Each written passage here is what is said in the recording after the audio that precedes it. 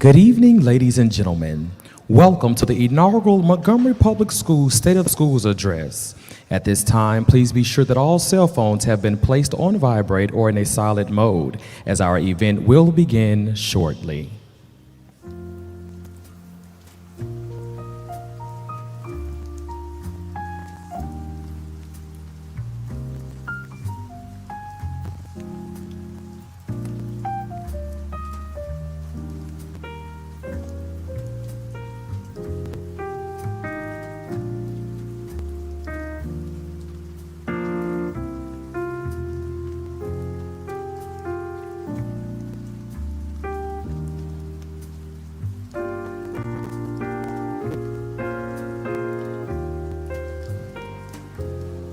Testing.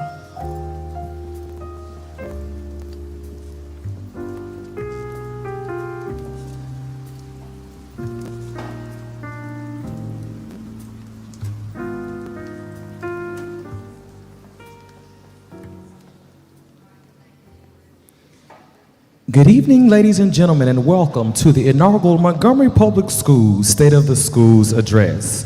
Coming to the stage at this time is Montgomery Public Schools Board President, Dr. Brenda Coleman. Thank you very much. Good evening, and yes, I am Brenda Doremus Coleman, President of the Montgomery County School Board. I'd like to welcome you to the State of the Schools Address for the 2023-2024 school year. This evening, ladies and gentlemen, we will be examining where Montgomery Public Schools is as a school district as it relates to education and what might lie ahead for us. Our superintendent, Dr. Melvin J. Brown, will deliver our main address this evening. We will also hear from some students who will tell their stories in their own words about their dreams for their futures and how they hope to realize those dreams. It is so important that we hear students' voices and what it is that they expect. This is the reason we are here. So, how can MPS help our young scholars to realize their dreams? Dr. Brown will be talking to us as he details those initiatives that MPS has instituted and that we hope to implement in the near future, and some that are still in the works. But first, at this time, let us hear those students' voices. Again, thank you all for coming out this evening. Welcome.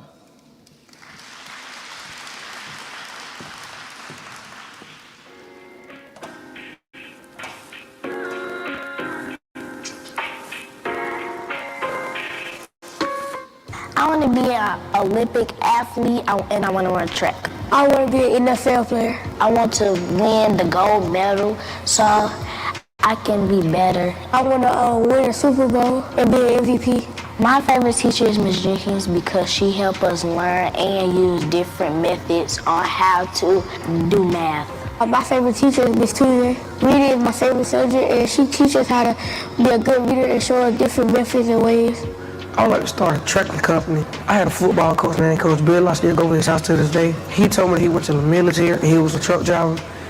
And, you know, his money is up. He has a 3-story house. That basically inspired me to do it. Towards the last day of camp, I was pretty sure that I wanted to be a biochemist. My favorite subject is science. This is because when I do science, I do lots of thinking, and I like looking at the cell structure of plants and animals. My favorite subject is math because I like to do certain equations and graphing and geometry. When I grow up, I want to go to college and study marine biology. I'm prepared to attend college to be in business management. The school I'm preparing for is ASU or Tennessee State University. I'm interested in attending Howard University. I'm preparing to be a lawyer, and also I'm a business owner. Well, what inspired me to be a lawyer was when I was younger, I used to always watch a lot of court shows with my mother. And I'm like, that seems cool, I want to do that. So after a while, I just started researching and looking it up and stuff. I asked my mom about it and come to find out that's what she went to school for. I want to continue my apparel business. I do custom orders like sublimations, cups, tumblers, t-shirts. I do all that, so I also want to continue doing that because I enjoy doing it.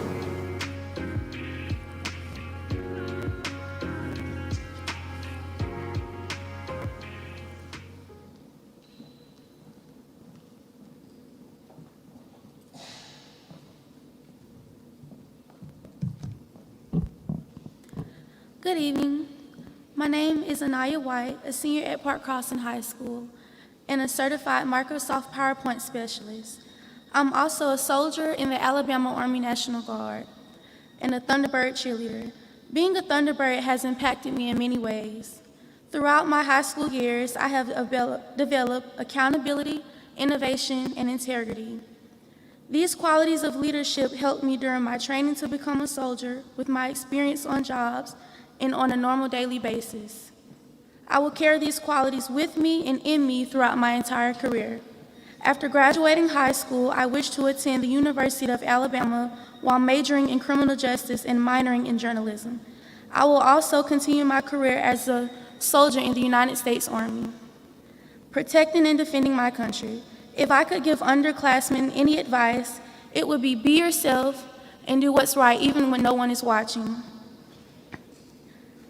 And also, I would tell them, take risk regardless of failing, rather than regretting the risk that you did not take.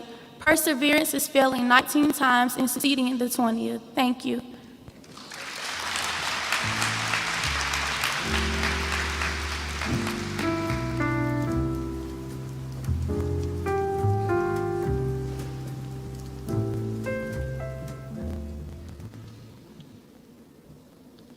Good evening. My name is Aaron Michael Tyler, and I am a junior at Brubaker Technology Magna High School with a 4.5 GPA. The three qualities that I possess are: I am comfortable with being uncomfortable, I respect others, their beliefs, and I embrace diversity. And last but certainly not least, I have learned to listen more and talk less. After graduation, I aspire to attend Spelman College or Howard University. I am in the medical academy, and I plan to become a nurse practitioner or a traveling registered nurse. To the underclassmen, I say, don't be afraid to ask for help whenever you need it. Thank you.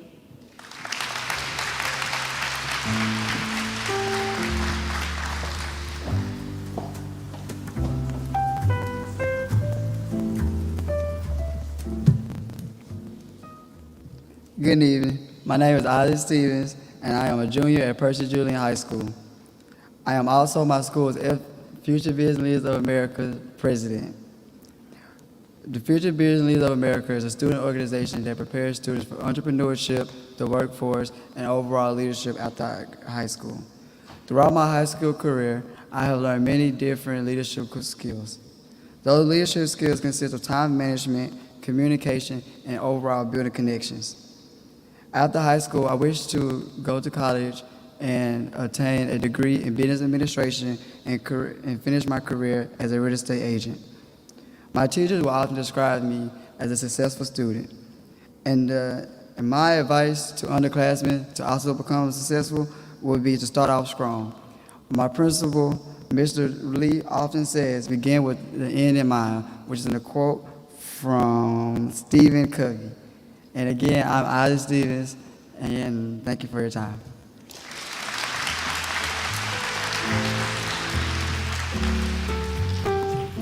Good evening.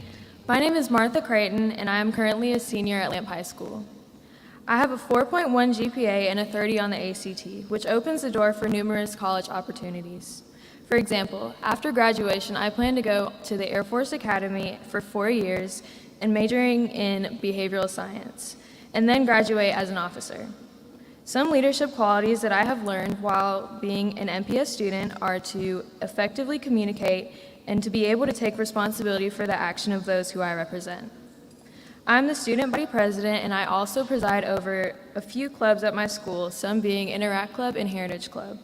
Some advice I would give to the underclassmen would be to time manage and not procrastinate. Thank you.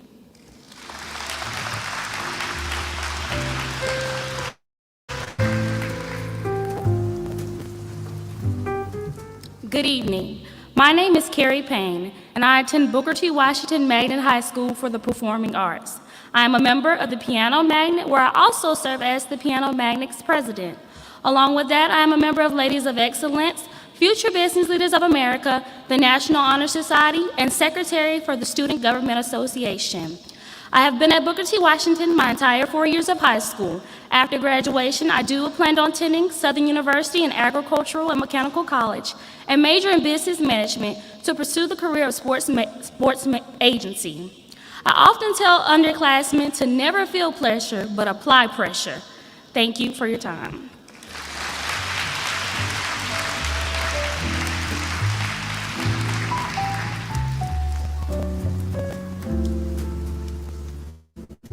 Good evening, everyone. My name is Ethan Lane, and I'm a senior at Booker T. Washington Magnet High School for the Performing Arts.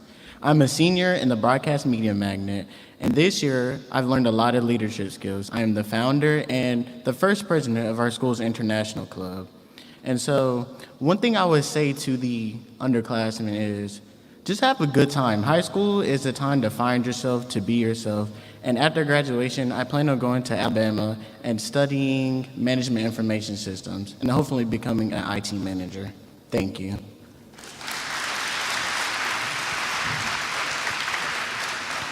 Ladies and gentlemen, coming to the stage at this time, Montgomery Public Schools Chief of Staff, Ms. Jamie Wilson.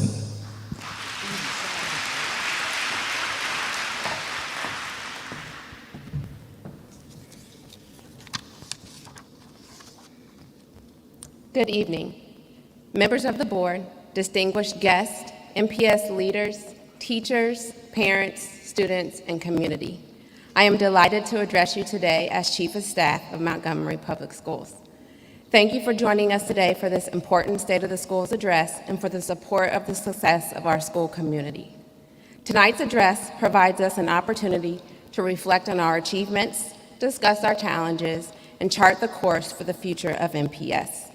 It is my pleasure and honor to introduce our visionary leader who is consistently setting high expectations for our school community while guiding our district toward excellence and innovation. As we gather here for the State of the Schools address, it is my privilege to provide a preview into tonight's address and bring forward our Superintendent of Montgomery Public Schools, Dr. Melvin J. Brown. With a wealth of experience and an unyielding commitment to the growth and success of each student, Dr. Brown has been a driving force behind the development of a strategic plan that will yield progress, increase opportunities for students and staff, and bolster the overall success of our schools. During his first year as superintendent, Dr. Brown has championed a vision of equity, innovation, and academic achievement with an emphasis on increased student engagement that will enhance student experiences. He has emphasized his commitment to creating learning spaces where every child has the opportunity to thrive, regardless of their background or circumstances. Dr. Brown recognizes that education is a collaborative endeavor and that the extending reach of community partnerships into our schools is a cornerstone to a student's success. Today, Dr. Brown's address will provide us with the valuable insights into the current state of our schools, touching upon several critical topics that shape the educational landscape in our district. He will address the topic of student learning by highlighting the strategies and initiatives that have been implemented to enhance the quality of education and promote academic growth and achievement. He will discuss our students' progress, their academic performance, and the innovative approaches being taken to ensure that every child receives an equitable and quality education. Dr. Brown will delve into the topic of student experiences. Education is not solely about academics. It's about fostering personal growth, acquiring 21st century competencies, and maintaining social well-being. He will share how our students are creating enriching experiences for our students, promoting their holistic development and preparing them for the future filled with opportunities. On the financial front, Dr. Brown will provide a comprehensive overview of the state of our school's district finances. His insights, and I don't have the rest of my speech. We are excited, and we're going to roll forward. So I'm excited to introduce Dr. Brown. He has worked very hard. We work together. I appreciate all the hard work from our leaders, our staff, our students, and community. So without further ado, please welcome Dr. Brown.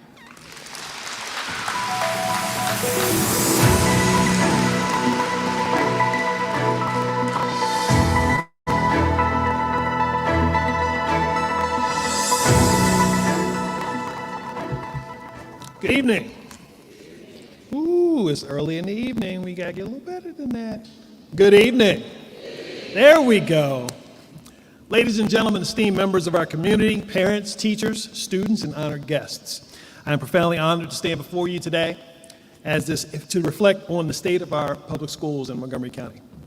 Your presence here is a testament to our shared commitment to the success of our students and advancement of education in our community. In my first year as superintendent, we have worked very diligently and hard to identify our pain points and our opportunities for success, and that work is ongoing consistently. We have talked extensively about the importance of being committed to long-term work and understand the fact that the change process in any organization takes a minimum of 3 to 5 years. That is a process we have to go through together. Nonetheless, in our partnership with so many of you here in our community, we've already begun to make a positive impact on our students. I'm thankful for the support of our Board of Education, the Montgomery County Commission, Mayor Stephen Reed's administration, Dr. Eric Mackey and the Alabama State Department of Education, our City Council, our Chief of Commerce, Maxwell Air Force Base, and our community of committed people who desire for Montgomery to not only rise academically, but also economically in order to create sustainability and a positive environment for our citizenry. Having a growth mindset about our work is essential to our progress. We must shake off the tendency to talk about the past, live only in the present, and not have a vision for the future.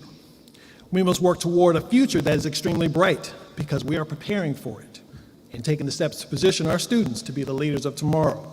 This is the work that we have at hand, and it's vital that we're all committed to that. As we gather here today, I extend a warm welcome to each of you. Your commitment to enhancing our schools is inspiring and essential to our mission of creating and providing a world-class education for every child in our care. Together we form a community of learners, educators, and advocates who must be united by one common goal: to empower our students with the knowledge and skills they need to thrive in an ever-evolving world. Before we delve into the heart of today's presentation, I'd like to give you a quick overview of the structure that we'll be following throughout this presentation. I'll start by identifying and celebrating some achievements and highlights, discussing our academic performance, our extracurricular accomplishments, our teacher and student successes, and then move on to educational initiatives, including curriculum enhancements, technology integration, and our dedication to equity, diversity, and inclusion. We'll also touch on the strides we've made in our infrastructure and facilities, and there's a lot, our financial outlook, and our community engagement efforts, as well as the challenges that we face along with our future plans. And I do mean to emphasize future plans, because those are things we have to get ready for. We can't just simply say we want to do things, we have to actually plan to do things. It's no secret that academically we've had our struggles over the years, and we have many challenges in front of us. This is not new. However, we have to identify those challenges and then create supports to overcome them.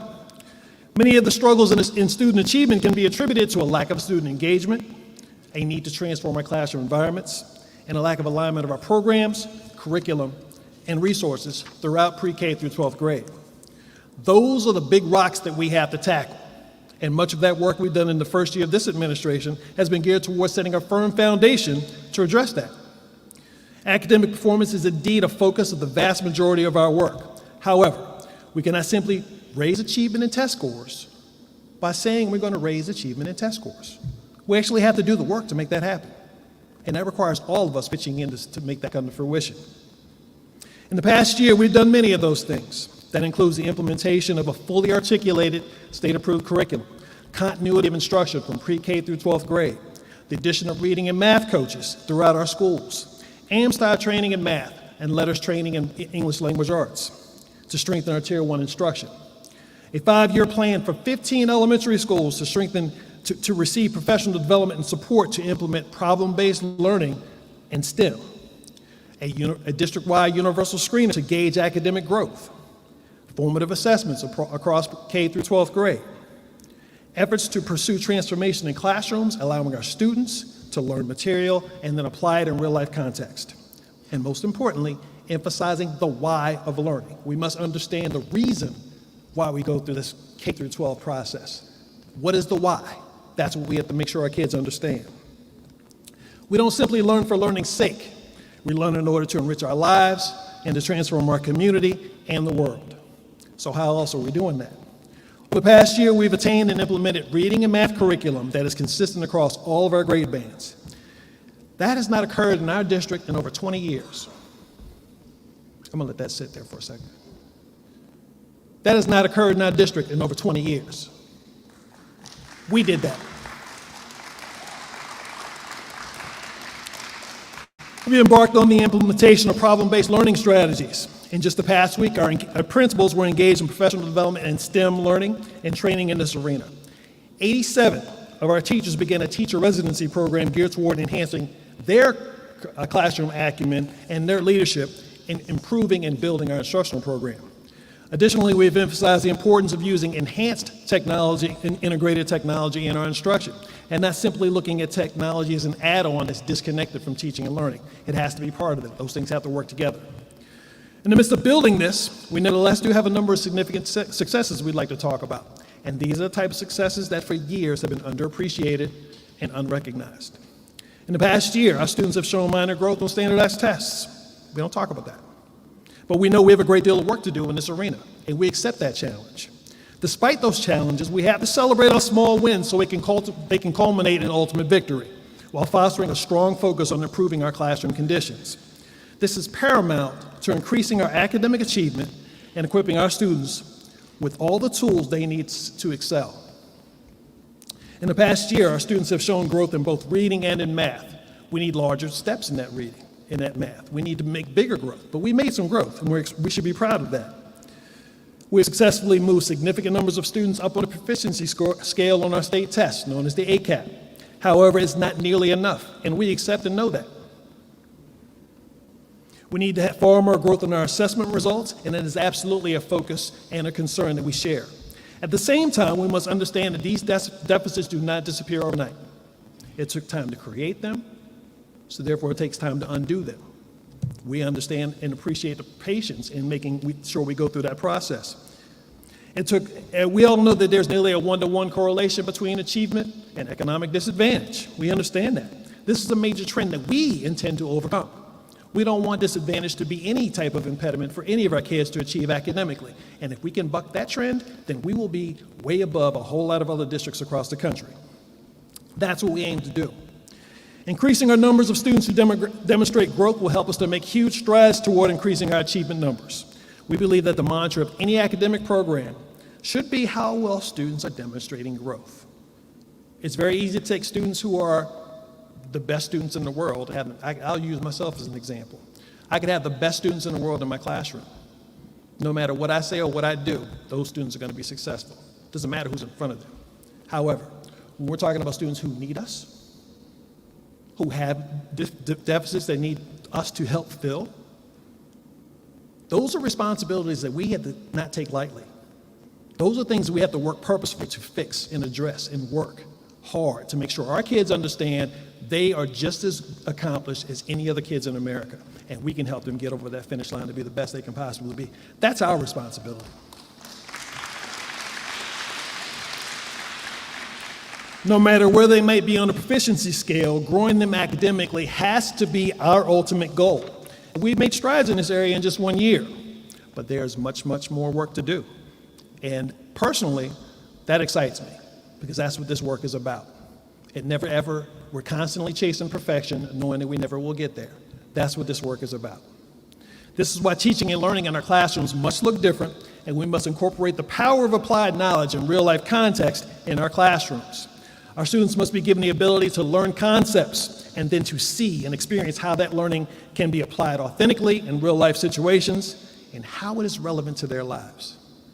If it doesn't matter to our kids' lives, they're not going to be engaged with it. That's the work we have to do. We have to make them understand the purpose for learning. And if they understand that and how it applies to their life, they're going to be much better for it, and they're going to perform as a result of that. We continue to work to have high levels of engagement for all of our students in our elementary schools. The targeted level of engagement for all of our STEM lessons and otherwise will be at minimum 80% of all of our students engaged for every minute of every lesson. We've had some results in that arena. Our ACAP science proficiency scores increased in the past year by almost 10%. That's something to be proud of. That's something to celebrate. And we celebrate that with an understanding it gives us an opportunity again to grow and improve. We believe that this is due to a firm investment in STEM learning and resources and infrastructure to support that. We commit that students must continue to engage in meaningful communication related to STEM topics, and that they will continue to be immersed in STEM experiences throughout their scholastic careers. This will lead to better prepared graduates for the 21st century-based foundation, setting them up for future post-secondary, military, and career experiences. That's the work we have to do. Montgomery Public Schools has developed 17 STEM labs in our elementary schools for the 23-24 school year. I bet you didn't know that. As discussed, we will be adamant about partnering with various stakeholders to collaborate and implement STEM education in our curriculum in our classrooms for all students. Additionally, 25 of our elementary schools have active robotics teams that are meeting at the school, and they get to compete against each other. And if you've not seen one of those competitions, it is something to behold. When you watch a third grader compete in a robotics competition and demonstrate his excitement, his enthusiasm, his knowledge, and his skills to compete against another third grader, that is something to behold. When I got to see that this past school year, I can't tell you how exciting that was for me. And I know it was just as exciting for them. But we have a lot more that we're going to do.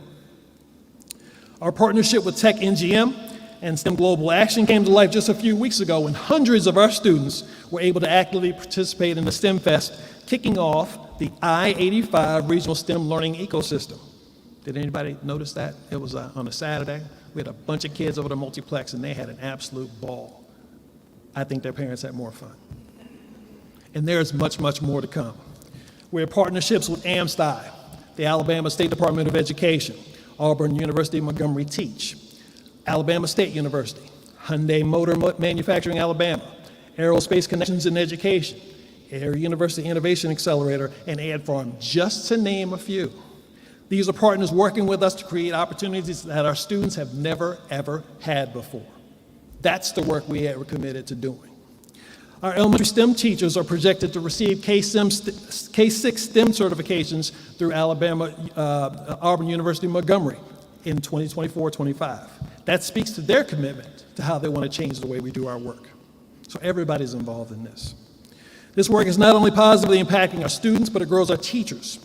It allows us to retain and recruit the best staff that we can find. Our schools do not exist for the convenience of adults. I'm going to say that again.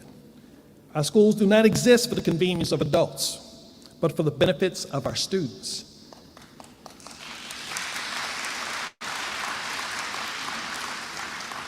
I'm going to read that whole line one more time. Our schools do not exist for the convenience of adults, but for the benefit of our students. And we need the right people to lead that effort.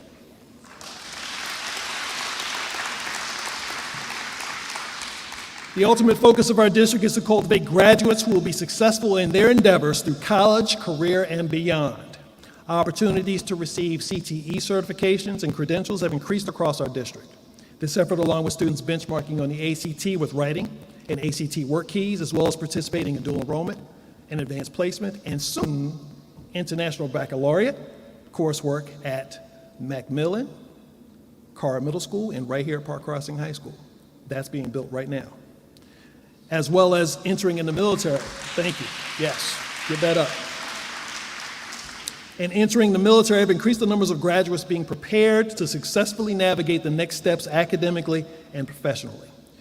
Our district's college and career readiness rate improved by 7% comparatively from 2022 to 2023. We want a bigger jump. I need bigger numbers than 7%. I'm proud of that 7%, but I want a bigger jump. Let me tell you why. With changes in our CTE programming, staffing, offerings, and partnerships, we expect significant increases in those numbers by the end of this school year. Because of where we live and the tremendous partnerships that we have in our community, we believe that our college and career readiness numbers should be among the best in all the state. There's no reason they shouldn't. We have incredible partners, coupled with incredible programming and incredible students. There's no reason those numbers can't be higher. This is an absolute goal for us. The graduation rates for the district and the individual schools have increased as compared to the data that will be reported in the fall of 2023, which is a year in arrears. It gets a little confusing. We'll talk about that later. The overall graduation rate for our district has increased by approximately 12% to a projected rate of 79%. Not bad. Great increase, but not a bad number. This increase reflects the hard work of our high school personnel, student support services, technology support, Alabama State Department of Education's Office of Instructional Services, and our Office of Assessment and Accountability, all working collaboratively to ensure that every effort to report accurate data, and then, of course, what we do in our classrooms to make sure kids have access to all the things they need to be successful. We're setting our expectations to change those numbers significantly this year, with an emphasized focus on individual student needs and aspirations, setting our sights on exceeding a 90% graduation rate, which I believe is a reasonable and attainable goal. We're going to let that sit. Extracurricular achievements enrich the lives of our students beyond the classroom. In sports and athletics, our teams have brought home several state championships in the past year, fostering teamwork, discipline, and healthy competition. Brubaker Technology Magnet High School brought home a state championship in softball. Give it up. Lamp High School brought home state championships in tennis and esports. Let's give it up. We have numerous individual students who receive state recognition for their efforts in those arenas and have gone on to compete athletically at the college level. But we need more, and we can create more, because our kids are brilliant and have those types of abilities. If only we support them in the right ways, we can do that. We have implemented flag football at a number of our high schools, and those teams will grow and compete with other schools across the state. I am very excited about that. We have incredibly high expectations for all of our programs to continue to grow, and we must remove the barriers that we created to prevent students from getting access. Yes, we created those. Those we can remove. We've also taken steps to improve our facilities and our opportunities for all of our students, and I'll discuss the litany of those changes a little bit later. Our arts and music programs are making a comeback, with students' talents showcased at local and regional events. Following intervention a few years back, many of our programs were scaled back, and our work now is to rebuild and invigorate those programs.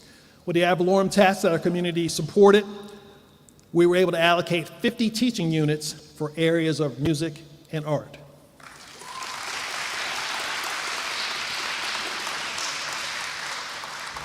That is tremendous for giving our students increased opportunities and for enhancing the culture of our community. Our partnerships with the Arts Council, Amp Up Arts, and with other community partners, including the King's Canvas, all those things will yield positive results in that arena. I was honored to participate in a tremendous panel discussion just last week. I was focused on the importance of arts education in our schools and in our community, and we had a great discussion about what it does. It's not just about the aesthetics of art. Art is much deeper than that. Music is much deeper than that. It gives our kids an opportunity to express who they are, what they aspire to be, and the struggles that they might have, what their lives look like. All that comes through in art. We have to learn to appreciate and embrace that, and that needs to be something we hone in our kids. We must be committed to that work, and we are creating conditions that will greatly impact our community in that way. Awards and recognitions have been bestowed upon our students for their accomplishments as well, both academically and in various competitions, including but not limited to the recognition of 18 National Merit semifinalists in Montgomery Public Schools. A stellar culinary program at Carver High School, resulting in students being duly enrolled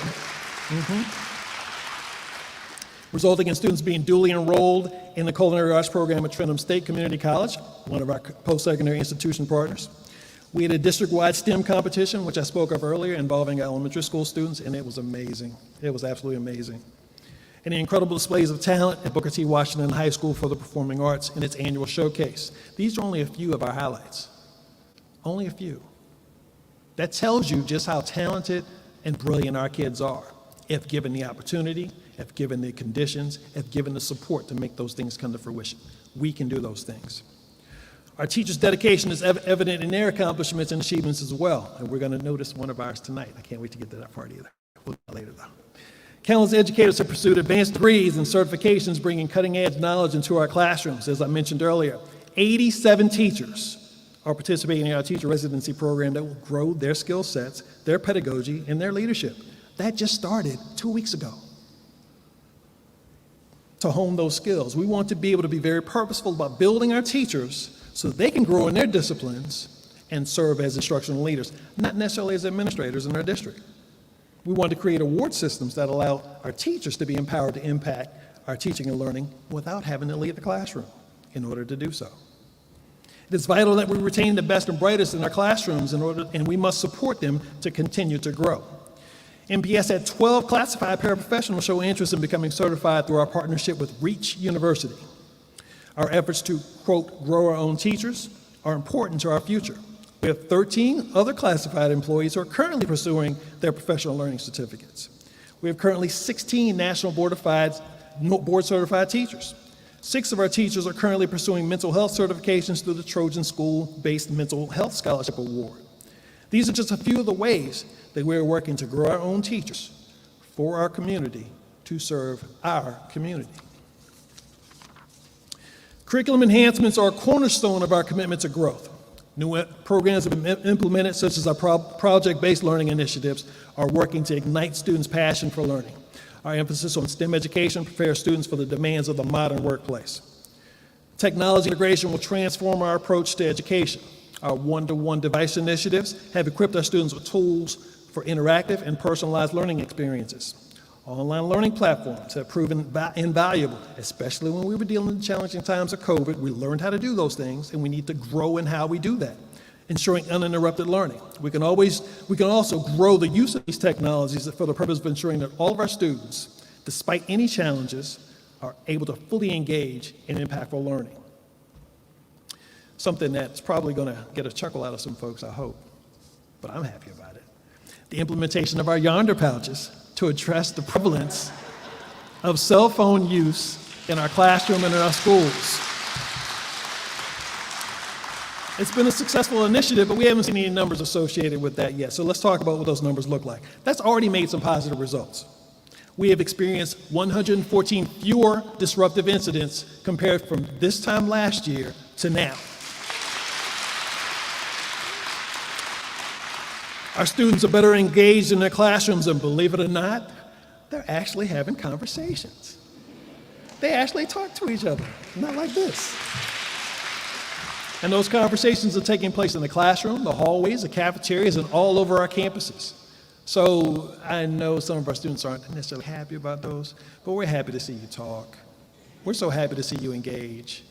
And I'm glad we took that step to make that happen, because we're already seeing an impact on that. Our charge is to provide access, equity, and opportunity for all of our students to thrive and succeed in the 21st century world. All of our students, including our special needs students and our English language students, must have greater access to the general curriculum and must experience programs and coursework that are geared to their needs and their interests. How do we do that? We have to create programs and pathways that are relevant, interesting, engaging, and aimed at providing students with the tools that they need to actively participate in a global society. We have to understand society isn't just about our neighborhood or our community or our state or our nation, for that matter. It's about the entire world. And our kids should be ready to compete globally. Now, ideally, we get you to stay home. But that's your choice if we prepare you appropriately to make the choice to stay here or to go to Japan, to go to wherever and make an impact globally. That's the choice that you should have. We shouldn't make those choices for you. In partnership with one of our corporate partners, Defined, we will be connecting globally renowned education experts, industry leaders, and community stakeholders who together will reimagine the intersection between the workplace development and K-12 education, working to ensure all students have an opportunity to thrive as future-ready graduates. We'll work to scale K-12 career-connected learning for all MPS students, purposefully built in collaboration with our community and industry partners. This partnership will work to help us to cultivate our relationships with our community and our local business partners and bring regional and national brands to the table to work with us as well. In this framework, we'll plug in our own business partners from here in our community, such as the Equal Justice Initiative, Hyundai Motor Manufacturing Alabama, Alabama Power, Maxwell Air Force Base, our post-secondary partners such as Trenton State Community College, Alabama State University, Auburn University Montgomery, and Faulkner University, among others. Our civic and social and service organizations such as the Arts Council, the YMCA, our Divine Nine organizations, and you, our community partners. Everyone has a place at the table. Everyone has something at stake in this game. We want everybody involved in that process. These partnerships will lead to internships, externships, fellowships, mentoring, financial literacy, and employment experiences and opportunities. The ultimate goal is to create pathways toward credentials, certificates, and college credit, leading to successful employment opportunities here in Montgomery, statewide, nationwide, and internationally. That's what we want for our kids. We cannot restrict our thinking to simply prepare our kids to fill jobs. It must be bigger than that. We need to prepare them for successful careers, and there is a difference.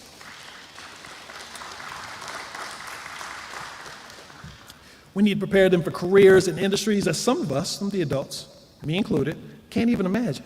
That world is immense out there, and they're going to be exposed to things that we can't even name right now. We should want more for them and not expect them to do the same things that we did. I certainly want all of our kids to do better than I have. And I tell everybody, including our kids, I'm not special. I overcame circumstances, sure, but I'm not special. Our kids can do any and everything if we give them those opportunities and that support. That means we have to do things differently. We live in a state that has fields such as agriculture, technology, service industries, business, and STEM demands as cornerstones of our ability to flourish. Yet our programming has not been geared toward creating students who are poised to take on those roles. That must change. That has to change immediately.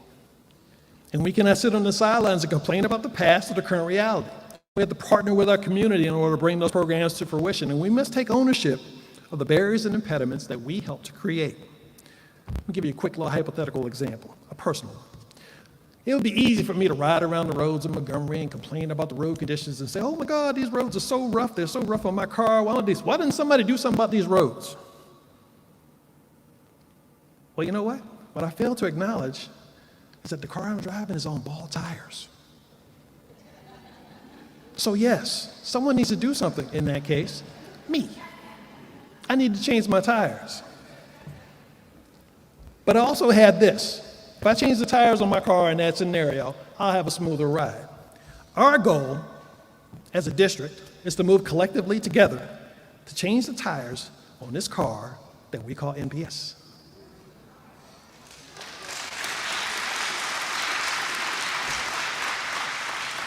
We cannot complain about what others have not done when we have the power to do something different ourselves. Through decades of neglect, we've accepted mediocrity. We've become used to it. I can tell you now, I don't like mediocrity. I'm not used to it. And I don't want us to be used to it because we're better than that. Some of the very people in this room may have been part of the paradigm that we created, that in which we live, and those are the ones who take shots at the work we're attempting to do. That must change. And we must recognize the immense potential we have and work toward fulfilling it. Yes, we have struggles academically. We accept those. Yes, we have struggles economically. We accept those. Yes, we have struggles socially and emotionally. We accept those.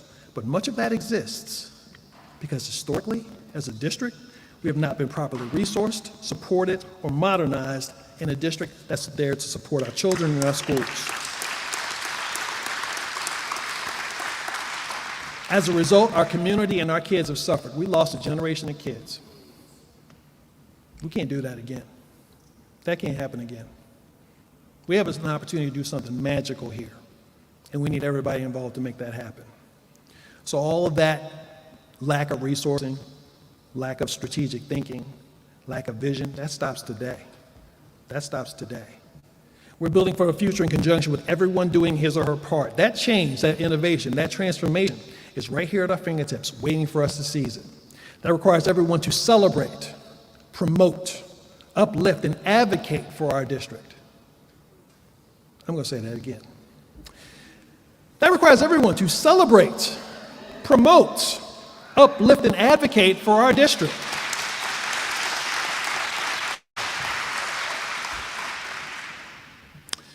Of course, we can identify challenges.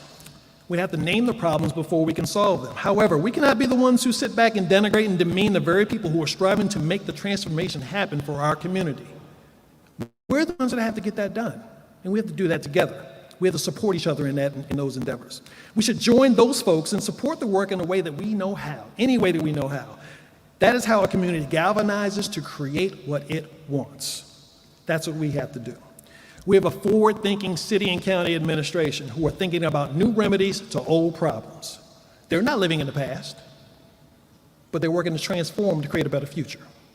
That is also the work of the school district, and I invite you to partner with us to make that happen. On to infrastructure and facilities. Now, there's a lot going on in terms of our buildings, and when we talk about neglect, we know some of our buildings have not necessarily had types of attention that we might desire. Well, we're in a place now where we can do something about that. Classroom modernization assures that all students have access to state-of-the-art resources. Renovations and upgrades have commenced to transform our school and classroom environments. We have construction plans to move Baldwin Middle School, to construct a new Flowers Elementary School, a new Percy Julian High School, a new Capitol Heights Middle School, and a number of other projects to improve our facilities, including our new 9th grade academy at Carver High School. School building improvements are creating modern and more comfortable learning spaces for our kids. Some of those, I'm going to go through a litany of things that have happened, just in case folks have not been able to see some of these things come to fruition. Some of those improvements are the following: the Goodwin HVAC and window renovations, Brew Tech HVAC renovations. I'm with you, Jason. Brew Intermediate HVAC renovations, Brew Primary HVAC renovations, renovations and ADA upgrades at the Children's Center, an LED full school swap out at Katoma, MLK, JAG, Brew Middle, I see you, Brew Middle, Brew Intermediate, Brew Primary, Goodwin, the Children's Center, and Carver High School's exterior. That's a lot, y'all. I'm not done, though. The opening of a brand new Booker T. Washington High School for the Performing Arts. The opening of the MPS Leadership Center. Parking lots paved at Fitzpatrick, MLK, Carver Elementary, Halcyon, Highland Gardens, Baldwin, Highland Avenue, the Leadership Center, and Vaughn Road. Brubaker Middle School's library renovation, known as the Loft, in conjunction with our partner Ed Farm. Parkett Crossing athletic upgrades that are underway, and JAG upgrades athletically that are soon to come. That's a lot that we've done. That's a lot. And the folks that have done this work deserve recognition and credit for getting that stuff done.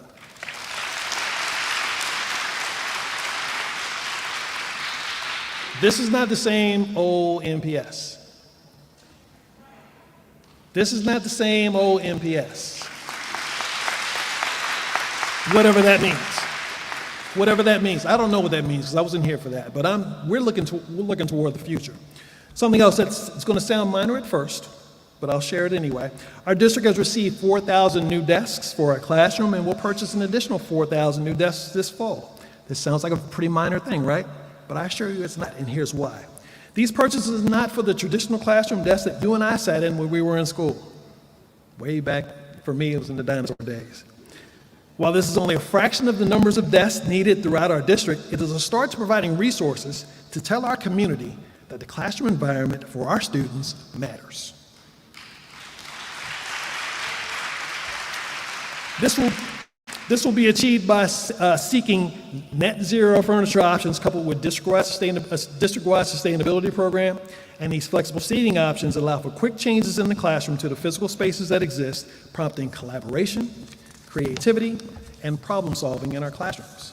Not your old traditional desk where you're just standing with rows looking at the teacher at the front of the classroom. Those days are gone. That has to be over. This is a major component of changing our classroom environments aimed at a 21st century orientation. Safety and security measures are paramount. We understand that in today's environment. We have to have safe and secure institutions. Campus security upgrades are intended to increase the safety of our students and our staff. To start, we have invested in a new camera hosting platform with 800 replacement or additional cameras that will provide users the ability to view cameras from a mobile device or from any area with internet access for increased monitoring of our buildings and direct access to our partners at the Montgomery Police Department. Additional processes and procedures have been increased to including random searches, local LEA drug searches, and outsourcing our front office security to free up our personnel to be more active throughout the buildings to improve safety and security for our students and our staff in our middle schools and high schools. We're investing in new metal detectors throughout our district to further secure our buildings. We're looking to invest in the addition of mobile weapon detection equipment that will be utilized for off-campus and on-campus events. We're in negotiations to add alert badge systems for all schools. This would allow each faculty member to activate an emergency response team at the school or place of school in a lockdown in the event of an emergency situation. Our emergency preparedness plans ensure swift and coordinated responses in unforeseen circumstances.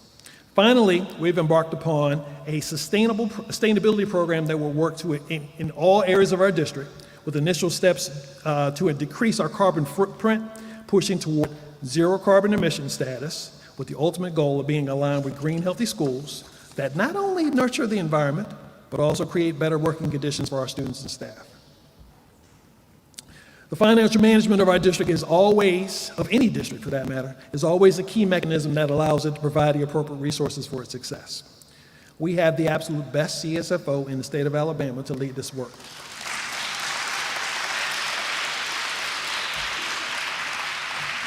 Shout out to my colleague, Mr. Arthur Watts. The district has met all Alabama State Department of Education financial mandates, including timely submission of annual budgets, a monthly and annual financial statements. The district has received a perfect audit opinion for the last 2 years with 0 audit findings. That's pretty impressive. The district will end fiscal year 2023 with more than 3 times the state-required general fund balance because of an increase in the, yes, go ahead and give that up too. Because of the increase in the additional ad valorem tax approved by the Montgomery voters in 2021, we're currently spearheading and funding numerous initiatives. These include employing additional advanced placement teachers, art and music teachers, world language teachers, career tech teachers, math and reading specialists, EL teachers, and innovative programming such as STEM and robotics. Also included are additional assistant principals to provide support at our schools, additional social and emotional supports, and the expansion of our security staff to all of our schools. Our district worked to create 2 reserve accounts that will help with sustainability over the course of numbers of years, a capital replacement and a technology replacement account. Those are crucial to how we look 10 to 15 years from now. We can have all the technology in the world today, but if we can't sustain it, then what good is it long term? We're also proposing the creation of 2 other accounts, one for vehicle replacement and one for security replacement. That's how you build long-term sustainability. That's how you look into the future. We can't just live for what tomorrow's going to look like. We got to think 10, 20, 25, 30 years down the road in terms of what this district sets as a foundation now and what direction we can push it in going forward. This allows us to have sustainability in those areas for years to come. That's extremely exciting because when we pass this off to other people, they should be able to pick up the baton and keep on rolling. That's what we want to see. Parent and guardian involvement is also crucial to our work. This is an area where I believe we need to make some significant growth, and I intend to purposefully do so. We're planning workshops and seminars to equip our parents with tools to support their children's educations. We're hosting monthly sessions to support their educations as well. Some of these will be in areas of academic support. Some might be in empowering sessions such as parent-driven topics like money matters, dealing with grief, building literacy. All these things are in the works. Parent-teacher association activities strengthen the connection between home and school, and we thank our Board of Education for enhancing and strengthening our policy related to that type of work. Partnerships with our local organizations bolster our efforts in that regard. In the areas of academics and overall wellness, our area partners are supporting student health and wellness, include our local churches, sponsoring athletic team meals, food pantries, backpack programs, uniform distribution, public and private counseling agencies such as CareStar, Pathways, Family Guidance, and Family Sunshine, private donors sponsoring mental health fairs, uniform vouchers, and emergency aid for families in need. That is a community that's willing to support itself. Those aren't all us. That's us. That's our community. Collaborative projects with local businesses and nonprofits will serve to enrich our students' learning experiences. Sharing of resources with our partners extends way beyond the impact in our classrooms. We want to grow our opportunities for volunteer programs, enabling community members to make a difference. Our kids need to see us, you, doing the positive work that you do in our community so they can understand their own responsibility to give back to the community. We're seeking mentoring and tutoring initiatives and provide individualized support to our students. Now, on to some challenges and future plans, because every district has those. Yes, every district has those, not just MPS. Funding and budget constraints will be ongoing challenges. Despite those limitations, we intend to remain committed to providing the best possible education we can, starting with continued work to improve our student achievement, and absenteeism is essential. We talked some about student achievement already, but we didn't talk about absenteeism. Absenteeism is a problem that we have to solve. We need our kids in school every day, all day, every day. That has to happen. We have to keenly focus on improving our academic results, obviously, but we need our kids in school in order to make that happen. So kids, if you're listening, parents, if you're listening, we need our kids in school every day. I don't care if they're in pre-K or 12th grade. We need them in school every day. We have decreases in referrals and student discipline. and increases in authentic student engagement. Those are great things, but it's imperative that we increase our attendance and work with parents to ensure that students are in school every single day. I know I said that 3 times, but I think it was worth it. Challenges facing our district include declining enrollment that we've experienced since 2016. There are a plethora of reasons why that's happened. This continues to have a negative impact on our revenue allocations and financial stability. Being purposeful about our programming, our opportunities and access for our students, and improving the disbursement of our resources gives us a great opportunity to grow that student population back. We all know that will take time, but we think it's possible. If we create programs in the best way to recruit kids to want to come to the district, then they will come. But those programs have to exist for all kids. They can't be just for a select few. It has to be for all kids. All parents deserve those opportunities for their kids. We want to provide that. The unforeseen and devastating impact of increase in construction costs have caused MPS, other governmental entities, and private industries to reprioritize their entire capital programs. That has an impact on us.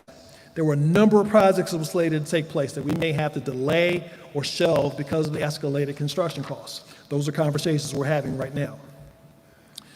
Over the past couple of years, we had an onset of a ton of federal funding that came into school districts, but that was one-time funding. Be it CARES, ESSER, ARP, any of those. They were used to stabilize districts for the last 2 years, both during and post-COVID. However, those funds will not be available after FY 2024. It is imperative that we're prepared strategically for continuing operations when those ESSER funds are depleted. And that work we've done and taken on head first. I'm pleased with where we are. I'm not worried about that fund situation. Again, I got the best CSFO in the state. We're in a great position as far as that's concerned. And then, as mentioned earlier, new buildings, facilities, and amenities are being planned to transform and modernize our classroom environments. At the same time, we have to take a real and honest look at our capacity. We have a significantly declining enrollment over the past 10 years, yet we've not taken any steps to consolidate and potentially close some of those schools. We've got to explore those challenges. That's the only smart thing to do. Those will be arduous and emotional work, but we have to consider the cost implications of operating numbers of schools that are significantly under capacity. That's just a reality. We have to face that. The emotion will have to be removed from those conversations, and we know that that planning is not necessarily for us today, but to better resource our district in the future. That work starts now as well. To wrap this up, as we reflect on our journey, I hope you'll see there's been a tremendous amount of work being done in our school district over the past year.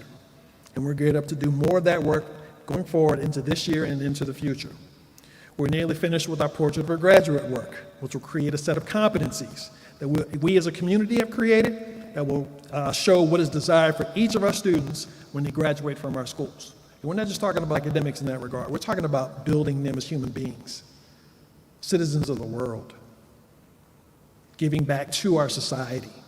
That's what that is about. From pre-K to 12th grade, that initiative will have an impact and will also create metrics that will help us measure our students' progress in that regard.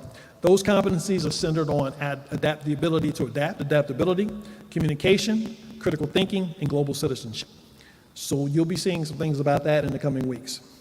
We're in the midst of creating a brand new 5-year strategic plan, and we hope to have that work wrapped up by December. I'm excited about that as well. That will set a path for how we continue to grow and improve as a school district into the future. We're also developing a data dashboard that will triangulate and unify all of our data points, enabling us to better and more efficiently use the data to drive our improvement and allowing our public to see that data in action, revealing true transparency. Our commitment to excellence is unwavering. I invite you all to stay connected, to stay involved, as our collective efforts to shape the future of our education in Montgomery is right here at our fingertips. Your presence here today is deeply appreciated, as is the presence of those who might be watching us virtually. Our accomplishments and our focus on growth and improvement are a testament to the dedication of our staff, the students, the talents of our students, and the unwavering support of our community. With gratitude and optimism, I thank you for your attention, your dedication, your patience, and your commitment. It is not the same old MPS, and we have to all accept and understand that. I greatly look forward to our continued growth and success in Montgomery Public Schools. And we truly mean it when we say there's more with MPS. We truly mean that. That means something to us. And we hope that you see that yourselves and you see yourself as a part of that crucial work as we go going forward, 'cause making that slogan come to life. That has to be a real piece of how we go about doing our business. We have to understand our responsibility is great. It's not just coming here every day because it's a job to collect a check. We're building the next generation that's going to lead our community and our country and our world going forward. We have to own that responsibility, realize how powerful our impact can be, and be poised to take that on. Understanding sometimes we take risks that will cause us to make mistakes, and that's okay. We learn from those mistakes, and that makes us better the next day. So I'm going to say it again. There's more with MPS, and I implore everyone in our community to understand that, to support that, and to be part of that. Thank you so much for your attention. I greatly appreciate it.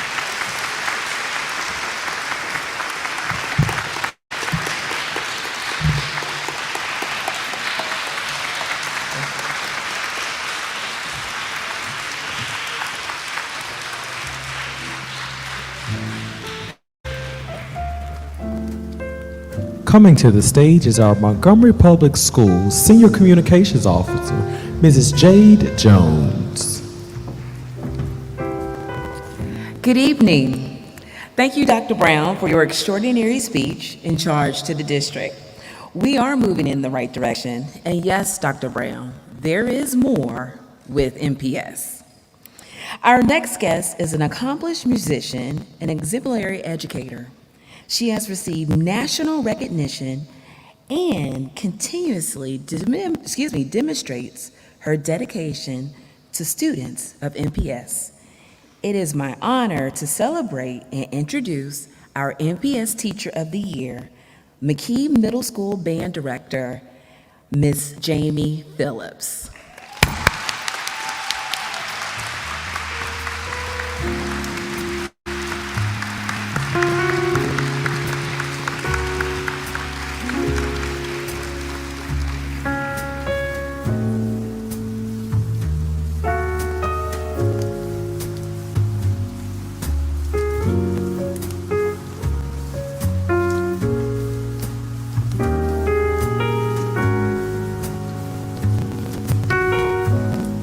Thank you all for having me tonight. I just want to say that we have the best and the brightest here in Montgomery Public Schools. These students are awesome. They're amazing. They are so appreciative of everything that you do for them. So it is just my pleasure to be a teacher in the district, and thank you for having me.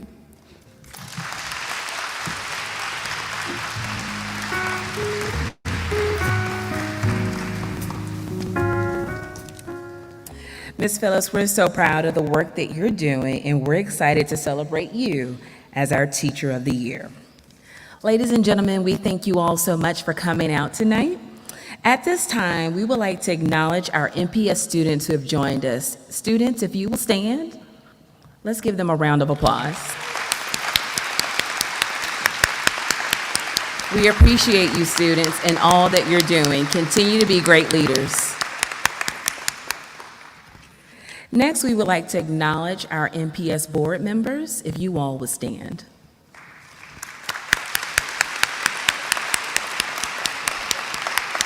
Thank you, board members. Our elected officials and our community partners, if you all would please stand.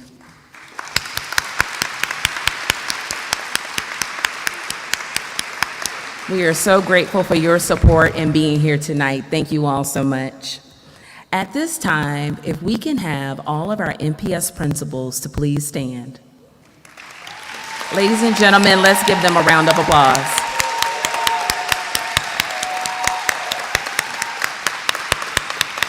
Principals, we thank you so much for all that you do for our schools each and every day.